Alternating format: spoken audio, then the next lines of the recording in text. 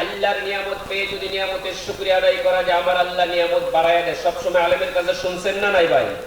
শুনছি না নাই? একটা এক্সাম্পল আপনাদেরকে দেই ভাই, আমি বয়ান করি, বাস্তব কথা বলি ভাই। আমি কেসা কাহিনী আগে যে বলছি ওগুলা কথা বলি, যদি কান খুলে শুনেন তারা এখান থেকে একটু কোঠার সময় পাবেন না।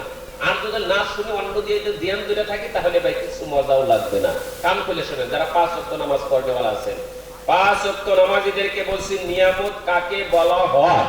নিয়ামত আপনার ভিতরে আছে না নাই, আমার ভিতরে আছে না নাই, এটা আপনাদেরকে পরীক্ষা করে কি, হ্যাঁ পরীক্ষা করবো। হ্যাঁ দেখেন, 5 ওয়াক্ত নামাজ যারা পড়নেওয়ালা আছেন, 4 ওয়াক্ত নামাজ পড়ছেন, এশারের নামাজ না পড়ে হঠাৎ করে আপনি বিছানার ভিতরে ঘুমাইছেন, কি শুয়ে পড়ছেন, শোয়ার পরে লক্ষ্য করে দেখেন যে বিছানার ভিতরে ভালো লাগে না খারাপ লাগে। যতক্ষণ পর্যন্ত আপনি নামাজটা আদায় না করবেন ততক্ষণ পর্যন্ত বিছানার ভিতরে, আরামের বিছানায় ভাই উসকুস লাগবে, ভালো লাগবে না।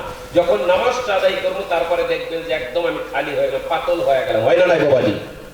বুঝছে কি কথা? এইবার লক্ষ্য করেন। 2 নম্বর হলো নিয়ামতের মধ্যে যারা ধর্মীয় জলসায় বসেছেন, এখানে হুজুরের কথা শুনে শুনে আপনারা চোখের পানি ছাড়তে যদি কান খোলায় শুনতেছেন, কিন্তু কিছুগুলা সন্তান আছে লক্ষ্য করে দেখবেন ভাই, থাম করে এখান থেকে উঠে যাবো, কারণ তাদের ভিতরে আল্লাহর তাকওয়া নাই, ভয় নাই, এখান থেকে উঠে যাবো। আর কিছুগুলা মানুষ উঠতে গেলে ভয় লাগবে যেন আল্লাহ যদি নারাজ হয়, আমি এখান থেকে উঠে যাবো, কি জানি আল্লাহ আমার শরীরে একটা বেমার দিতে পারে, কি ছেলে পেলের বেমার হইতে পারে, আল্লাহ বাড়ির হতে মুসিবতে ফালাইতে পারে, একটা আল্লাহর ভয় এসে যায়। কিন্তু যারা আল্লাহর ভয় নাই এখান থেকে ধাম করে উঠে যাবো দেখবেন। 5 ওয়াক্ত নামাজ যারা পড়ে তাদের মধ্যে ভয় কি, যারা 4 ওয়াক্ত 5 ওয়াক্ত একবারে ছেড়ে দিতেছে দেখবেন একটু আল্লাহ চিন্তাও করে না যে আমি যে 5 ওয়াক্ত নামাজ একবারে ছেড়ে দিলাম মনে হয় গুনাহগার হইলাম, এই কথাও মনে নাই, এরকম আছে না নাই, মানে ভয়